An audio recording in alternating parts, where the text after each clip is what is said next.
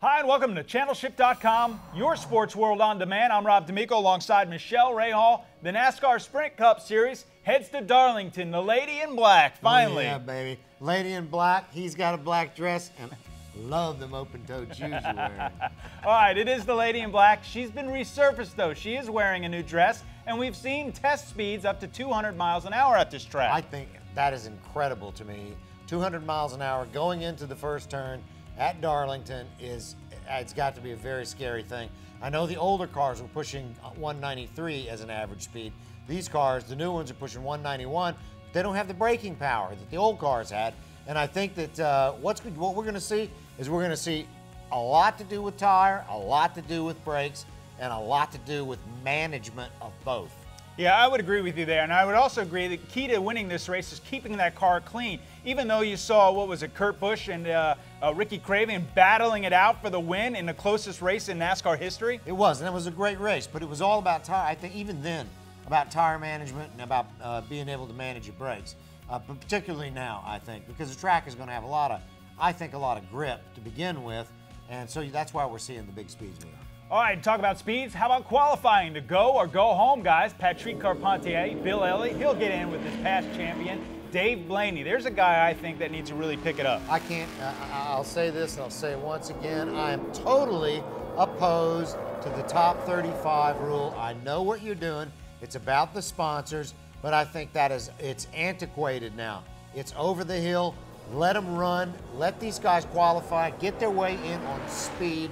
I think that it is an injustice to have these guys who are outside that top 35 have to so alter the automobile to where they have absolutely no chance of placing in the race once they've gotten in. Well, qualifying is the biggest thing for these guys because then they can get in the race and get a finish where they can get a paycheck at least. That's better than taking your trailer and going home. Well, that may be true, but that's still not solving, to me, that is not solving the problem of this is not a true come to the race, qualify on speed, and get in the race and win. You're guaranteeing people spots in the race. All right, some of the other guys that need to qualify, John Andretti, Sterling Marlin, Kyle Petty, not Kyle Busch, he'll make it, trust me, Johnny Sauter, Joe Nemechek, AJ Allmendinger, and here's a surprise to me, man, JJ Yeley, poor guy. He just seems like he's going down a path, and it's a descent, and it's a shame to see.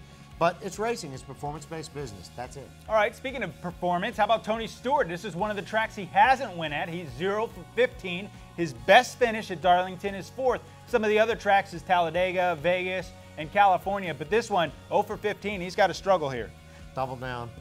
Double down. Rain Man over here. Definitely. I got all the numbers. How about Michael Waltrip's got a number? 700 career start. That's pretty amazing. 700 career starts is pretty amazing. I hope that he will go ahead and take over as team owner and let some new talent in there. Rahal being nice. He's playing nice. As nice as I can. All right, let's talk a little streaks, not the ones you're thinking of.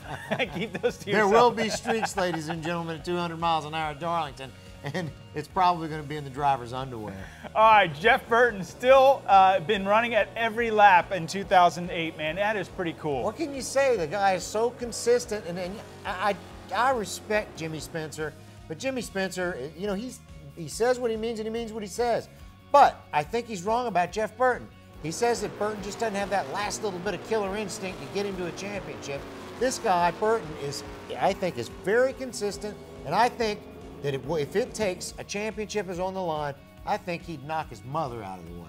I don't know about that. I look at what Kyle Busch has been doing and how he's winning races, and everybody's always so aggressive out there. I think Burton's more of the Mark Martin approach. Well, one thing Burton has done is he certainly brought consistency, and he's brought an RCR back to the forefront where they needed to be. They've recovered from Dale Earnhardt Sr.'s death, and that's what needed to happen. I thank Jeff Burton for that. Let's go to his teammate, Kevin Harvick. He's approaching his own DNF record, did not finish. He's got 54 consecutive races that he has been at the finish of every race, and now his record is 58, so he's getting close. Let's talk about another person making a streak here. Not the one you're thinking about. Easy. Mark Martin. He has won 3 of the last 5 NASCAR Nationwide Series races at Darlington. The guy's on fire, and now he's back in that number 5.